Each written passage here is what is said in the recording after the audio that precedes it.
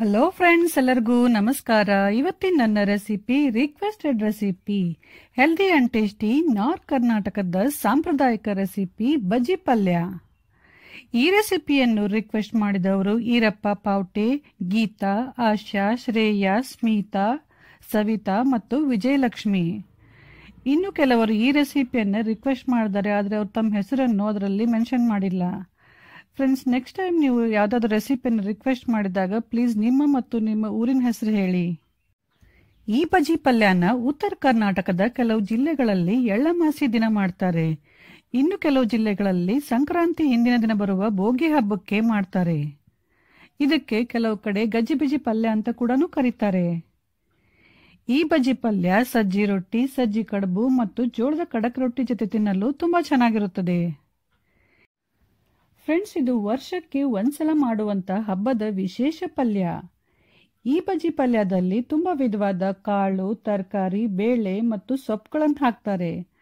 ಅದಕ್ಕಾಗಿ ಈ ಪಲ್ಯ ಮಾಡೋ ಪ್ರೊಸೀಜರ್ ಬೇರೆ ಪಲ್ಯಗಳಿಗಿಂತ ಸ್ವಲ್ಪ ಲೆಂದಿ ಇದೆ.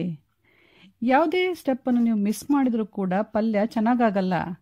ಹಾಗಾಗಿ ಈ ವಿಡಿಯೋನ ನೀವು ಸ್ಕಿಪ್ ಮಾಡದೆ ಕೊನೆವರೆಗೂ ನೋಡಿದ್ರೆ ನಿಮಗೆ ಹೆಲ್ಪ್ ಆಗುತ್ತೆ. ಫಸ್ಟು ಕಾಳುಗಳಲ್ಲಿ ಯಾವ್ಯಾವ ಕಾಳು ಬೇಕು ಅಂತ ನೋಡೋಣ. ಹೆಸರು ಕಾಳು, ಮಡಿಕೆ ಕಾಳು, ಅಲಸಂದಿ ಕಾಳು, ಹುರುಳಿಕಾಳು, ಕಡ್ಲಿಕಾಳು ಮತ್ತು ಬಟಾಣಿ. ಈ ಎಲ್ಲ ಕಾಳುಗಳನ್ನು ಕ್ಲೀನಾಗಿ 2 ಸಲ ತೊಳೆದು 3 ರಿಂದ 4 ಗಂಟೆ ನೆನೆ ಹಾಕಿ. ನೆಕ್ಸ್ಟು ಬೇಳೆಗಳು ಯಾವ ಬೇಕು ಅಂತ ನೋಡೋಣ. ತೊಗರಿ ಬೇಳೆ, ಕಡ್ಲಿಬೇಳೆ ಮತ್ತು ಹೆಸರು ಬೇಳೆ.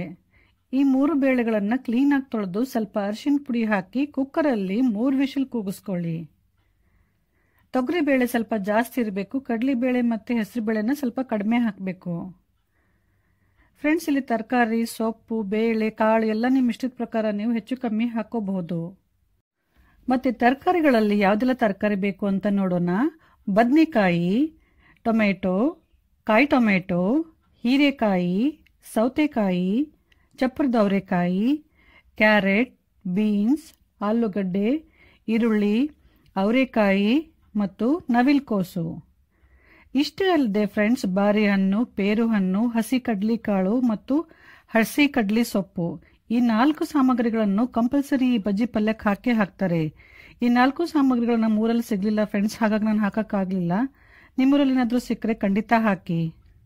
ಈ ಎಲ್ಲ ತರಕಾರಿಗಳನ್ನು ಕ್ಲೀನಾಗಿ ತೊಳೆದು ಸಣ್ಣದಾಗಿ ಕಟ್ ಮಾಡಿಟ್ಕೊಂಡು ಕುಕ್ಕರಲ್ಲಿ 1 ವಿಷಲ್ ಕೂಗಿಸ್ಕೊಳ್ಳಿ. ನೆಕ್ಸ್ಟ್ ಸೊಪ್ಪುಗಳೆಲ್ಲ ಯಾವ ಬೇಕು ಅಂತ ನೋಡೋಣ. ಬಸಳೆ ಸೊಪ್ಪು, ಪಾಲಕ್ ಸೊಪ್ಪು, ಮೆಂತ್ಯ ಸೊಪ್ಪು, ಸಬ್ಬಸಿಗೆ ಸೊಪ್ಪು, ಪುಂಡಿ ಸೊಪ್ಪು, ನುಗ್ಗೆ ಸೊಪ್ಪು ಮತ್ತು ಹಸಿ ಈರುಳ್ಳಿ ಮತ್ತು ಅದರದ ಸೊಪ್ಪು. ಈ ಎಲ್ಲ ಸೊಪ್ಪುಗಳನ್ನು ಕ್ಲೀನಾಗಿ ತೊಳೆದು ಸಣ್ಣದಾಗಿ ಕಟ್ ಮಾಡಿಟ್ಕೊಳ್ಳಿ.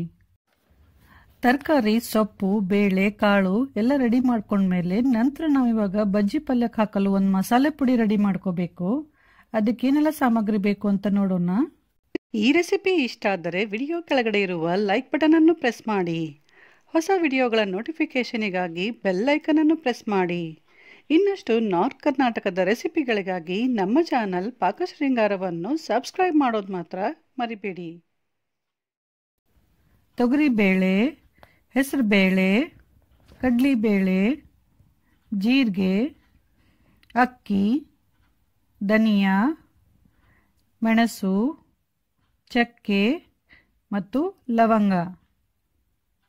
ಒಂದು ಪ್ಯಾನ್ ಬಿಸಿ ಮಾಡಿ ಅದರಲ್ಲಿ ಈ ಎಲ್ಲ ಸಾಮಗ್ರಿಗಳನ್ನು ಒಟ್ಟಿಗೆ ಹಾಕಿ 2 ಸ್ಪೂನ್ ಎಣ್ಣೆ ಹಾಕಿ ಗ್ಯಾಸನ್ನು ಸಿಮ್ಮಲ್ಲಿ ಇಟ್ಬಿಟ್ಟು ಎಲ್ಲ ಸಾಮಗ್ರಿ ಗೋಲ್ಡನ್ ಬ್ರೌನ್ ಆಗುವವರೆಗೂ ಚೆನ್ನಾಗಿ ಹುರಿಯಿರಿ.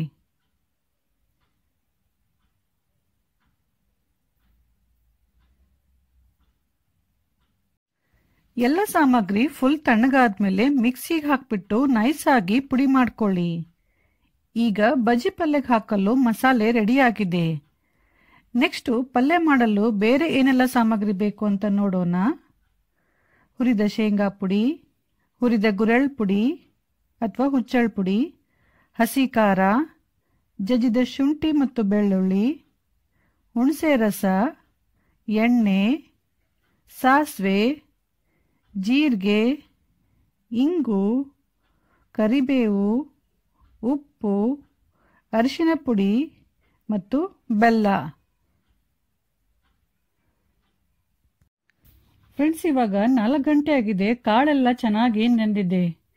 ನೆಂದಿರೋ ಈ ಕಾಳನ್ನು ಒಂದು ಸಣ್ಣ ಕುಕ್ಕರಲ್ಲಿ ಹಾಕಿ ಅದ್ರ ಜೊತೆ ಸ್ವಲ್ಪ ಹಸಿ ಶೇಂಗಾ ಕೂಡ ಹಾಕಿ ಕಾಳು ಜೊತೆ. ಆಮೇಲೆ 2 ಲೋಟದಷ್ಟು ನೀರು ಹಾಕಿ 3 ವಿಷಲ್ ಕೂಗಿಸಿ. 3 ವಿಷಲ್ ಆಗಿದೆ ಫ್ರೆಂಡ್ಸ್. ಇವಾಗೆಲ್ಲ ಕಾಳು ಚೆನ್ನಾಗಿ ಬೆಂದಿದೆ. ಕಾಳು ಒಂದು ಸ್ವಲ್ಪ ತಣ್ಣಗಾದ್ಮೇಲೆ ಒಂದು ದೊಡ್ಡ ಸ್ಪೂನ್ ಅಷ್ಟು ಕಾಳನ್ನು ತಗೊಂಡ್ಬಿಟ್ಟು ಒಂದು ಸಣ್ಣ ಮಿಕ್ಸಿ ಜಾರಲ್ಲಿ ಹಾಕಿ ನೈಸಾಗಿ ಪೇಸ್ಟ್ ಮಾಡ್ಕೊಳ್ಳಿ. ಸ್ವಲ್ಪ ನೀರು ಹಾಕೊಂಡ್ಬಿಟ್ಟು ನೈಸಾಗಿ ಪೇಸ್ಟ್ ಮಾಡ್ಕೊಳ್ಳಿ. ಈ ಪೇಸ್ಟನ್ನು ಒಂದು ಸೈಡಲ್ಲೇ ಎತ್ತಿಟ್ಕೊಂಡ್ಬಿಡಿ.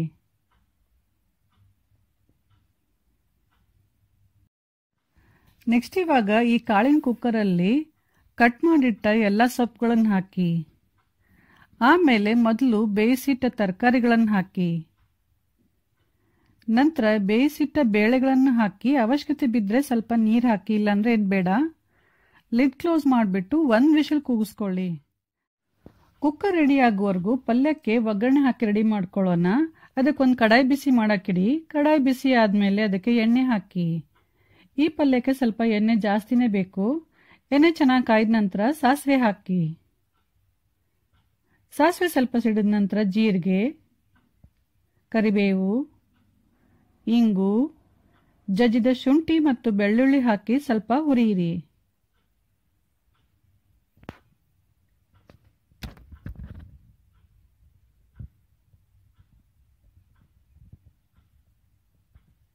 ಈಗ ಶುಂಠಿ ಮತ್ತೆ ಬೆಳ್ಳುಳ್ಳಿ ಚೆನ್ನಾಗಿ ಹುರಿದಿದೆ. ನೆಕ್ಸ್ಟ್ ಇವಾಗ ಹಸಿ ಖಾರ ಹಾಕಿ. ಗ್ಯಾಸನ್ನು ಸಿಮ್ಮಲ್ಲಿ ಇಟ್ಬಿಟ್ಟು ಹಸಿ ಖಾರನ ಎಣ್ಣೆಯಲ್ಲಿ ಚೆನ್ನಾಗಿ ಹುರಿಬೇಕು. ಕೈ ಬಿಡಬಾರ್ದು. ಕೈ ಬಿಟ್ರೆ ಹಸಿ ಖಾರ ಹೊತ್ತೋಗುತ್ತೆ. ಕೈ ಬಿಡದೆ ಹಸಿ ಖಾರನ 2 ನಿಮಿಷ ಎಣ್ಣೆಯಲ್ಲಿ ಚೆನ್ನಾಗಿ ಹುರಿಯಿರಿ. ಹಸಿ ಖಾರ ಚೆನ್ನಾಗಿ ಹುರಿದ್ಮೇಲೆ ನಂತರ ಹುಣಸೆ ರಸ, ಅರಿಶಿನ ಪುಡಿ, ಉಪ್ಪು ಮತ್ತೆ ಬೆಲ್ಲ ಹಾಕಿ ಚೆನ್ನಾಗಿ ಮಿಕ್ಸ್ ಮಾಡಿ. ಗ್ಯಾಸನ್ನು ಸಿಮ್ಮಲ್ಲಿಟ್ಬಿಟ್ಟು ಈ ಹುಣಸೆ ಹುಳಿನ 2 ನಿಮಿಷ ಚೆನ್ನಾಗಿ ಕುದಿಸಿ.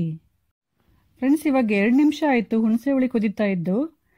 ಈ ಥರ ನೋಡಿ ಸೈಡಲ್ಲೆಲ್ಲ ಎಣ್ಣೆ ಬಿಟ್ಕೊಂಡ್ ಬರ್ತಾ ಇದ್ರೆ ಹುಣಸೆ ರಸ ಚೆನ್ನಾಗಿ ಕುದ್ದಿದೆ ಅಂತ ಅರ್ಥ. ನೆಕ್ಸ್ಟ್ ನಾನು ಇವಾಗ ಈರುಳ್ಳಿ ಹಾಕ್ತಾ ಇದ್ದೀನಿ. ಸಾರಿ ಫ್ರೆಂಡ್ಸ್, ಮುಂಚೆನೆ ಒಗ್ಗರಣೆಯಲ್ಲಿ ಈರುಳ್ಳಿ ಹಾಕಬೇಕಾಗಿತ್ತು, ನಾನು ಮರ್ತ್ಬಿಟ್ಟಿದ್ದೆ. ಅದಕ್ಕೆ ಬೇರೆ ಕಡಾಯಲ್ಲಿ ಈರುಳ್ಳಿನ ಎಣ್ಣೆಯಲ್ಲಿ ಚೆನ್ನಾಗಿ ಫ್ರೈ ಮಾಡ್ಕೊಂಬಂದು ಇವಾಗ ಇದಕ್ಕೆ ಸೇರಿಸ್ತಾ ಇದ್ದೀನಿ. ನೀವು ಈರುಳ್ಳಿನ ಮುಂಚೆನೆ ಹಾಕ್ಬಿಡಿ. ಬೆಳ್ಳುಳ್ಳಿ ಮತ್ತೆ ಶುಂಠಿ ಹಾಕ್ತಾ ಇರ್ತಾರಲ್ಲ ಆವಾಗಲೇ ಈರುಳ್ಳಿನ ಹಾಕ್ಬಿಡಿ. ಈಗ ಕುಕ್ಕರ್ ರೆಡಿ ಆಗಿದೆ. ಲಿಡ್ ಓಪನ್ ಮಾಡಿ ನೋಡಿ ಫ್ರೆಂಡ್ಸ್, ತರಕಾರಿ, ಸೊಪ್ಪು, ಬೇಳೆ, ಕಾಳು ಎಲ್ಲ ಚೆನ್ನಾಗಿ ಬೆಂದಿದೆ. ಬೆಂದಿರುವ ಈ ಸೊಪ್ಪು, ತರಕಾರಿ, ಕಾಳನ್ನು ನಿಧಾನ ಒಗ್ಗರಣೆಯಲ್ಲಿ ಹಾಕಿ ಚೆನ್ನಾಗಿ ಮಿಕ್ಸ್ ಮಾಡಿ.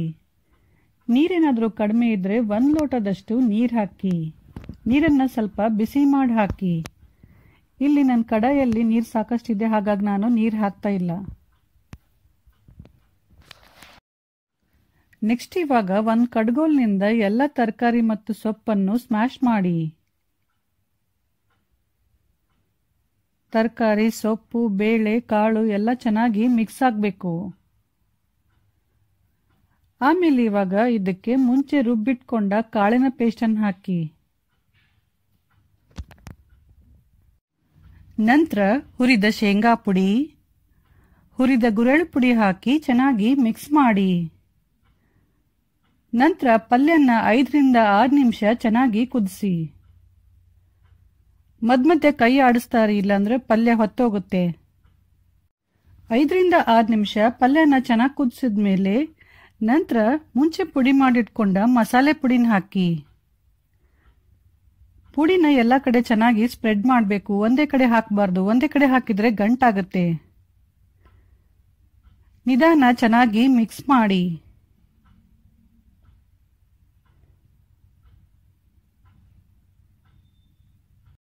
ಚೆನ್ನಾಗಿ ಮಿಕ್ಸ್ ಮಾಡಿದ್ಮೇಲೆ ಪಲ್ಯನ ಒಂದ್ಸತಿ ಟೇಸ್ಟ್ ಮಾಡಿ ನೋಡಿ. ಹುಳಿ, ಉಪ್ಪು, ಖಾರ ಏನಾದರೂ ಕಮ್ಮಿ ಆಗಿದ್ರೆ ಹಾಕ್ಬಿಟ್ಟು ಸರಿ ಮಾಡಿ ಮತ್ತೆ 2 ನಿಮಿಷ ಪಲ್ಯನ ಕುದಿಸಿ. ಪುಡಿ ಹಾಕಿದ ನಂತರ ಪಲ್ಯನ ಜಾಸ್ತಿ ಹೊತ್ತು ಕುದಿಸಬಾರ್ದು. ಸೊ ಫ್ರೆಂಡ್ಸ್, ಈಗ ಬಿಸಿ ಬಿಸಿಯಾದ ಬಜ್ಜಿ ಪಲ್ಯ ರೆಡಿ ಆಗಿದೆ. ಇದನ್ನು ಸಜ್ಜಿ ರೊಟ್ಟಿ ಅಥವಾ ಜೋಳದ ರೊಟ್ಟಿ ಜೊತೆ ಸರ್ವ್ ಮಾಡಿ. ಈ ಸಲ ಬೋಗಿ ಹಬ್ಬಕ್ಕೆ ಈ ರೆಸಿಪಿನ ಟ್ರೈ ಮಾಡಿ ನೋಡಿ. ಹೇಗಾಗಿತ್ತು ಅಂತ ಕಮೆಂಟ್ ಮೂಲಕ ತಿಳಿಸಿ. ಇಷ್ಟ ಆದ್ರೆ ಲೈಕ್ ಮತ್ತು ಶೇರ್ ಮಾಡಿ. ಹಾಗೂ ನಮ್ಮ ಚಾನಲ್ ಪಾಕ ಶೃಂಗಾರವನ್ನು ಸಬ್ಸ್ಕ್ರೈಬ್ ಮಾಡೋದು ಮಾತ್ರ ಮರಿಬೇಡಿ. Thank you.